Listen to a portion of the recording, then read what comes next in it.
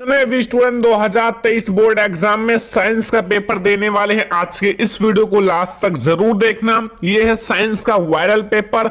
ऐसे ही 2023 board exam में आपका साइंस का पेपर आएगा। आज के इस वीडियो को लास्ट तक देखना, लाइक कर देना, शेयर कर देना, अगर चैनल पर नया तो सब्सक्राइब भी कर लेना, ठीक है।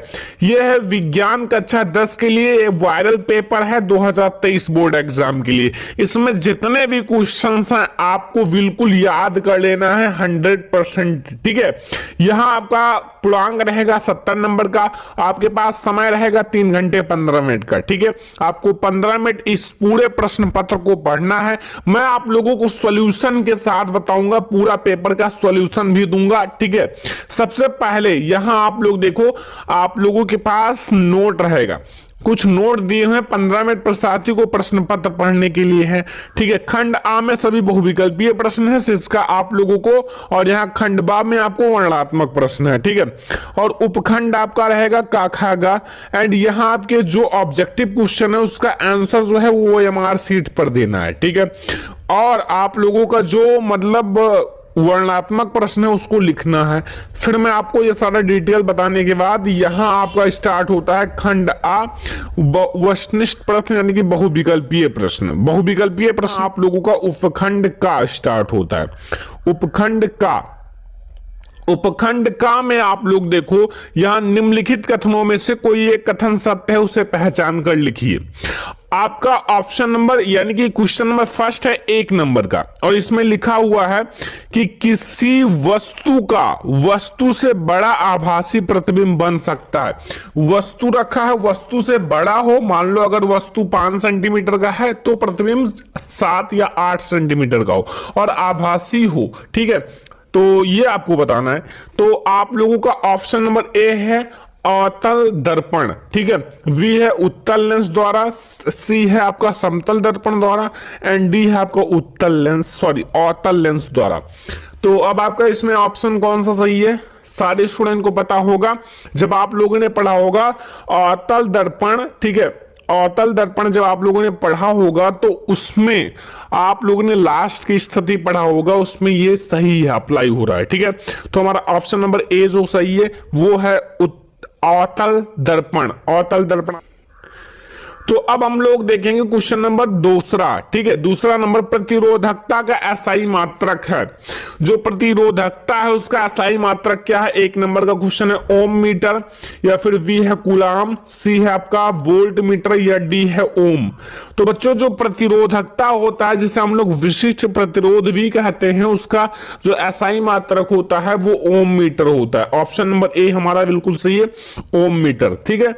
अगला क्वेश्चन देखो, विद्युत धारा उत्पन्न करने की युक्ति कहते हैं। विद्युत धारा को उत्पन्न करने की युक्ति को क्या कहा जाता है। ऑप्शन नंबर ए जनित्र, वी है गैल्वेनोमीटर, सी है एमीटर, एंड डी है मीटर, ठीक है। तो बच्चों विद्युत धारा जो है उसको उत्पन्न करने की युक्ति को विद्युत जनित्र कहते हैं या फिर जनित्र कहते हैं, ठीक है। क्वेश्चन नंबर 4 है अभिनेत्र लेंस की फोकस दूरी में परिवर्तन किया जाता है, वो क्या कहा जाता है। अभिनेत्र लेंस की फोकस दूरी, 1-1 नंबर का सारा क्वेश्चन है, बिल्कुल कंप्लीट कर लो, बोर्ड एग्जाम के लिए 100% आएंगे यहां से, ठीक है, सारे क्वेश्चन। तो यहां आपका ऑप्शन नंबर ए है पुतली द्वारा, ठीक है, एंड बी है दृष्टिपटल द्वारा, सी है पश्चिमाभि द्वारा, एंड डी है आपका परिचारिका द्वारा। तो अभिनेत्र लेंस की फोकस दूरी में परिवर्तन किया जाता है वो है हमारा कौन सा, पश्चिमाभि द्वारा, ठीक है, पश्चिमाभि द्वारा। ऑप्शन नंबर सी सही है। अगला क्वेश्चन देखो, ये लोग देखेंगे क्वेश्चन नंबर 5। क्वेश्चन नंबर 5 में है किसी गोलीय दर्पण तथा किसी पतले गोलीय लेंस दोनों की फोकस दूरियां -15 सेंटीमीटर दर्पण व लेंस संभवतः होगा। दोनों अवतल होंगे या दोनों उत्तल होंगे, ठीक है। या फिर अगला ऑप्शन है आपका यहां सी वाला ऑप्शन है, दर्पण अवतल होगा लेंस उत्तल होगा, या दर्पण उत्तल होगा लेंस अवतल होगा। तो अगर आप लोगों का चाहे लेंस हो या दर्पण हो, ठीक है, आपका अवतल दर्पण हो या लेंस हो, उसमें दोनों में फोकस दूरियां ऋणात्मक होती हैं। तो इसमें आपका दोनों अवतल ही होगा, चाहे लेंस हो या फिर आपका संभवतः चाहे दर्पण हो, ठीक है। अगला क्वेश्चन आपका 6 नंबर है, किसी विद्युत बल्ब का अनुतनांक जो है वो 220 ठीक है, वोल्ट, और यहां 100 वाट। ठीक है, जब इसे इतना वोल्ट, ठीक है, 110 वोल्ट द्वारा पर प्रवाहित करते हैं, प्रचलित करते हैं, तो इसके द्वारा उपयुक्त शक्ति कितना गुना होगा? शक्ति 50 गुना होगा। सही है, शक्ति आपका जो होगा वो 50 वोल्ट होगा। ठीक है, 50 वाट, 50 वाट होगा। सही है। अगला क्वेश्चन नंबर 7 है, विद्युत मोटर परिवर्तित करता है। जो विद्युत मोटर है वो क्या परिवर्तित करता है? रासायनिक ऊर्जा को यांत्रिक ऊर्जा में, या यांत्रिक ऊर्जा को रासायनिक ऊर्जा में, या यांत्रिक ऊर्जा को वैद्युत ऊर्जा में, या वैद्युत ऊर्जा को यांत्रिक ऊर्जा में। देखो, जो वैद्युत मोटर होता है ये लाइट होता है, लाइट मतलब विद्युत ऊर्जा, और लाइट को किस में ट्रांसफर करता है? आपके कार्य करने के लिए। मान लो आपको खेत सींचना है तो फिर आपका कार्य हो रहा है, तो ये आपका यांत्रिक ऊर्जा में ट्रांसफर कर रहा है, मतलब वैद्युत ऊर्जा है उसको यांत्रिक ऊर्जा में ट्रांसफर कर दिया। तो फिर हमारा डी वाला ऑप्शन सही है, वैद्युत ऊर्जा को यांत्रिक ऊर्जा में। तो ये हमारे सारे फिजिक्स के ऑब्जेक्टिव थे। अब हमारा केमिस्ट्री का ऑब्जेक्टिव स्टार्ट हो गया, खंड उपखंड खा से। ठीक है, 8वां क्वेश्चन है, Zn प्लस CuSO4 यानी कि जिंक एंड प्लस आपका कॉपर सल्फेट। यहां आपका ZnSO4 zinc sulphate plus Cu बाहर निकाल दिया। रासायनिक अभिक्रिया किस प्रकार की है? तो बच्चों, संयोजन अभिक्रिया होता तो जुड़ जाता, दो चीजें मिलकर एक चीज बनाती, ये तो है नहीं। और आपका अगर द्विविस्थापन होता तो दो आयनों का आदान प्रदान होता, जिसमें दो आयनों का नहीं केवल एक का हुआ है। और वियोजन अभिक्रिया होता तो टूट जाता। मान लो ये है केवल ZnSO4 तो ये टूट जाता, बट नहीं है। तो यहां हमारा विस्थापन अभिक्रिया ऑप्शन नंबर बी बिल्कुल सही है। क्यों? क्योंकि यहां विस्थापन अभिक्रिया, क्योंकि यहां Zn को मतलब यहां Cu विस्थापित कर दिया, Zn ने Cu को विस्थापित करके इसका स्वयं स्थान ग्रहण कर लिया। ठीक है, हमारा विस्थापन अभिक्रिया होगा। क्वेश्चन नंबर 9 है, जल की कठोरता को हटाने के लिए निम्न में से किसका प्रयोग किया जाता है? अगर जल की कठोरता हटाना है तो बेकिंग सोडा, धावन सोडा, व्यंजक चूर्ण, प्लास्टर, आप किसका प्रयोग करोगे? धावन सोडा का। ऑप्शन नंबर बी हमारा सही है, धावन सोडा का प्रयोग किया जाता है अगर आपको जल की कठोरता हटाना है तो। ठीक है, 9 नंबर क्वेश्चन हो गया। क्वेश्चन नंबर 10 देखो, आपके बहुत सारे इंपॉर्टेंट ऑब्जेक्टिव क्वेश्चन है, पूरा कंप्लीट कर लो। ठीक है, ऑब्जेक्टिव क्वेश्चन बहुत ज्यादा इंपॉर्टेंट है। निम्न में से किस यौगिक में OH की एक क्रियात्मक समूह है, यानी कि एल्कोहल समूह, OH एल्कोहल समूह है। तो फिर यहाँ ब्यूटेनोन, इसमें कीटोन समूह है, और आपका ब्यूटेनोइक, ब्यूटेनोइक में कार्बोक्सिलिक समूह है, ब्यूटेनॉल इसमें आपका एल्कोहल OH समूह है, और ब्यूटेनॉल में आपका यहां देखो, अब इसमें ऑल जुड़ा हुआ है ना लास्ट में, ऑल। ठीक है, तो ये आपका सही है, ब्यूटेनॉल। ठीक है, ये हमारा ऑप्शन नंबर बी बिल्कुल सही है। अगला क्वेश्चन है, क्वेश्चन नंबर 11 है कि श्याम स्वेट फोटोग्राफी में प्रयुक्त होता है। जो श्याम स्वेट फोटोग्राफी उसमें प्रयोग होता है AgCl, ठीक है, या फिर PV एंड फिर NO3, फिर आपका उसका होल्टवाइज, या FeSO4 या CaCO3। तो बच्चों, जो श्याम मतलब स्वैत फोटोग्राफी में AgCl का प्रयोग किया जाता है। ऑप्शन नंबर ए सही है। ठीक है, अगला क्वेश्चन 12 नंबर क्वेश्चन है, मुद्रा मिश्र धातु है। मुद्रा मिश्र धातु जो है उसमें आपका मुद्रा में 95% कॉपर होता है, और एसन आपका 4% और आपका P यानी कि 1%। हाँ, ऑप्शन नंबर ए बिल्कुल सही है। ठीक है, ऑप्शन नंबर ए यही सही है। ठीक है, याद रखना, ये सारे क्वेश्चन बिल्कुल कंप्लीट कर लो, एक एक नंबर का है। अगला देखो, आपका प्रोपेन का आणविक सूत्र C2H8 है। ठीक है, H8 है, इसमें 10 सहसंयोजक आबंध या 7 सहसंयोजक या फिर 8 या 9 सहसंयोजक आबंध होंगे। तो इसका देखो, पहले तो 8 हो ऐसे ही होंगे। कौन कौन? आपके हाइड्रोजन, और आपका कार्बन कार्बन के मध्य एक हो जाएगा। ठीक है, 9 और 1 आप लोग देखो, कार्बन कार्बन हो गया और इससे 8 जुड़ गई, तो वो आपका कुल मिला के 10 सहसंयोजी आबंध हो जाएगा। 10 क्योंकि 2 कार्बन है और फिर 8 वो हैं। ठीक है, ऐसे याद रखना। अब हमारा आ गया उपखंड गा, यानी कि एक एक नंबर का आपका बायोलॉजी का। गुणसूत्र किस पदार्थ से बने होते हैं? गुणसूत्र DNA और प्रोटीन से बना होता है। किससे? ध्यान रखो, ये सब छोटे छोटे क्वेश्चन तो वैसे ही पता होना चाहिए। ठीक है, इतना तो आप लोग इंटेलिजेंट हो। तो DNA और प्रोटीन से बना होता है, जहां भी हो टिक मार दो। ऑप्शन नंबर डी हमारा बिल्कुल सही हो जाएगा। DNA और प्रोटीन से बना होता है हमारा कौन सा? जो आपका गुणसूत्र होता है। अगला ग्लाइकोलाइसिस की प्रक्रिया संपन्न होती है? कोशिका द्रव्य में या राइबोसोम में या माइटोकॉन्ड्रिया में, अंतराद्रव्यी द्रव्य के जालिका में, ठीक है, प्राद्रव्यी जालिका में। तो बच्चों जो ग्लाइकोसिस यानी कि ग्लाइकोलाइसिस की प्रक्रिया है वो किसमें संपन्न होती है? कोशिका द्रव्य में। ऑप्शन नंबर ए हमारा बिल्कुल सही है। अगला क्वेश्चन देखो, यहां पौधों में कायिक प्रवर्धन के लिए कौन सा भाग अनुकूल या अच्छा माना जाता है? एक नंबर का कायिक प्रवर्धन जिसमें जड़ नहीं होती है, तो उसके लिए हमारा तना ही अच्छा माना जाता है। ऑप्शन नंबर ए तना बिल्कुल सही है, ठीक है। तो 16 नंबर क्वेश्चन। अब हम लोग देखेंगे 17 नंबर क्वेश्चन। निम्न में से कौन सा मानव में मादा जनन तंत्र का भाग नहीं है? एक होता है नर जनन तंत्र, एक होता है मादा जनन तंत्र। तो मादा और नर का भाग याद कर लो, ये बोर्ड एग्जाम में लॉन्ग क्वेश्चन में आता है। अंडाशय, अंडाशय जो है वो मादा जनन तंत्र का भाग है। गर्भाशय, गर्भाशय भी मादा जनन तंत्र का भाग है। अंड का डिंब वाहिनी को हम लोग अंडवाहिनी भी कहते हैं, दूसरा नाम, तो ये भी है। आपका शुक्र वाहिका जो है वो नर जनन तंत्र का भाग है। ऑप्शन नंबर सी सही है, ये मादा जनन तंत्र का भाग नहीं है।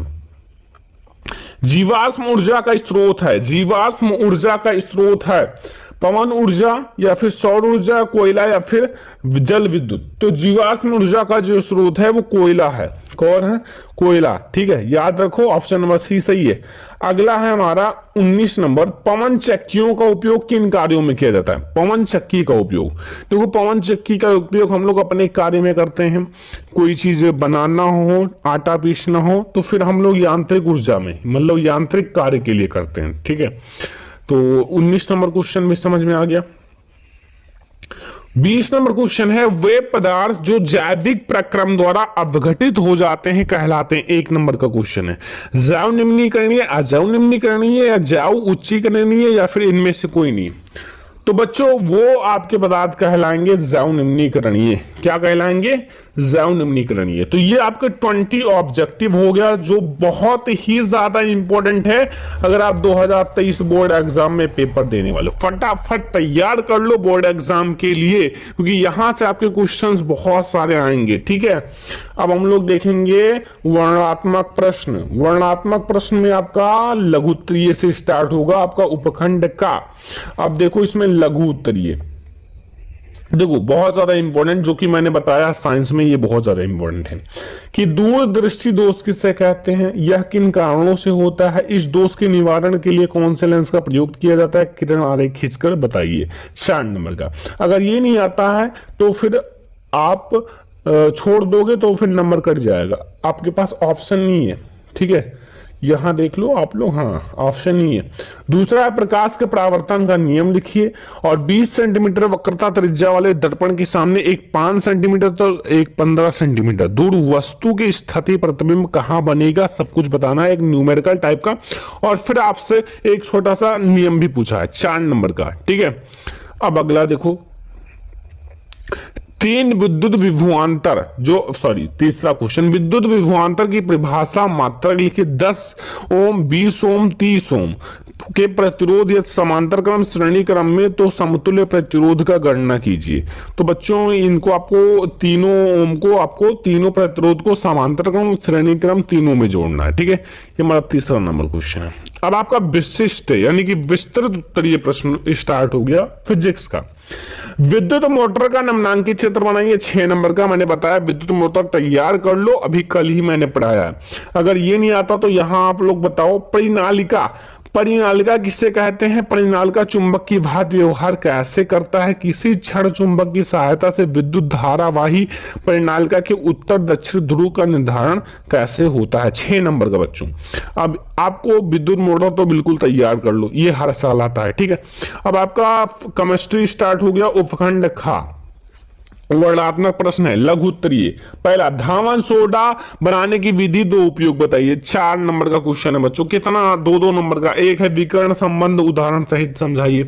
मतलब धावन सोडा इतना ज्यादा इंपॉर्टेंट, इतना ज्यादा आसान, बेकिंग सोडा, धावन सोडा, इन सबके बारे में ना पता हो तो इसका मतलब आप साइंस नहीं पढ़ रहे हो, ठीक है। अगला क्वेश्चन देखो, यहां निम्नलिखित का संरचना सूत्र, प्रोपेन टू ऑल 1 नंबर का।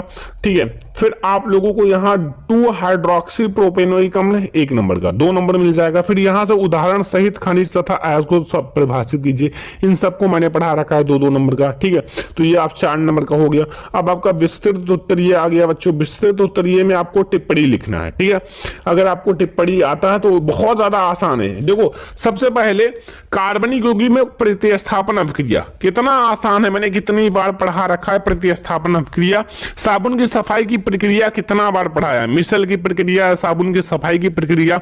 एंड यहां समझाती श्रेणी अभी कल मैंने पढ़ाया है। मतलब 6 नंबर बिल्कुल क्लियर कर लो। अगर ये नहीं आता तो भैया रिएक्शंस में आ जाओ।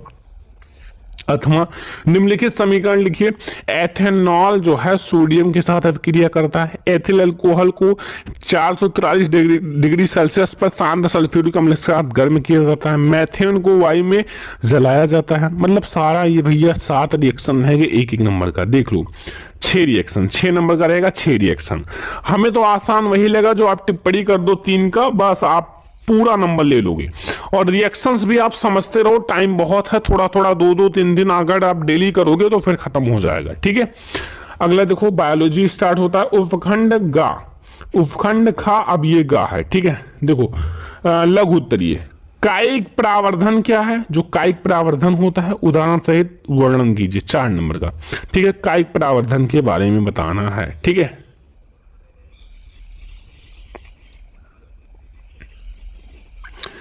8 नंबर क्वेश्चन है कायिक परावर्धन, 4 नंबर का। अगर ये नहीं आता मतलब करना पड़ेगा, नहीं आता तो भी करना पड़ेगा क्योंकि आपके पास ऑप्शन नहीं है।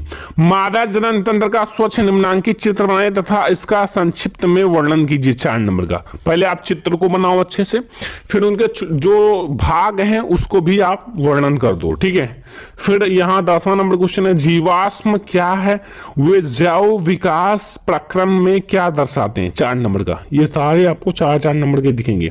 अब आपके विस्तृत उत्तरीय स्टार्ट हो जाते हैं बच्चों। विस्तृत उत्तरीय में ये 2 क्वेश्चन जो है इसको बिल्कुल तैयार कर लो, मतलब आएगा बायोलॉजी में तो आएगा। ठीक है, विस्तृत उत्तरीय में तो वो 6-6 नंबर में मानव पाचन तंत्र, पाचन तंत्र, श्वसन तंत्र, उत्सर्जन तंत्र, मेंडल के नियम, ये सारे यार बिल्कुल तैयार कर लो क्योंकि ये सारे आएंगे ही आएंगे। या फिर नर जनन तंत्र, मादा जनन तंत्र, मैं आपको जितना लॉन्ग है वो सारा बता दूंगा एक वीडियो में, वो आप लोग तैयार रहना पढ़ने के लिए। ठीक है, मानव में पाचन तंत्र का निम्नांकित चित्र बनाकर आमाशय तथा शुद्राणु में होने वाली प्रक्रिया का वर्णन कीजिए, 6 नंबर का। अगर ये नहीं आता तो पादपों में परिवहन से आप क्या समझते हो, और पौधों में जल, भोजन तथा अन्य पदार्थों का स्थानांतरण को स्पष्ट कीजिए, जाइलम, फ्लोएम, इन सब के बारे में अच्छे से बता दो बस। तो ये आपका पूरा आपका साइंस का एक मॉडल पेपर है, आपका वायरल पेपर है, जैसा 2023 बोर्ड एग्जाम में साइंस का पेपर आने वाला है। मतलब समझ लो ऐसे ही आपका पेपर आएगा, यही आपके पेपर आ सकते हैं। इसमें से बहुत सारे आपके बहुत सारे क्वेश्चन फंसेंगे बोर्ड एग्जाम में, मतलब ये बहुत ज्यादा वायरल पेपर है। इस वीडियो को आपको लाइक करना है, शेयर करना है, चैनल बने तो सब्सक्राइब भी कर लेना। ठीक है, और आप लोग ये पूरा क्वेश्चन सॉल्व कर लेना। चलो फिर मिलते हैं नेक्स्ट इंपॉर्टेंट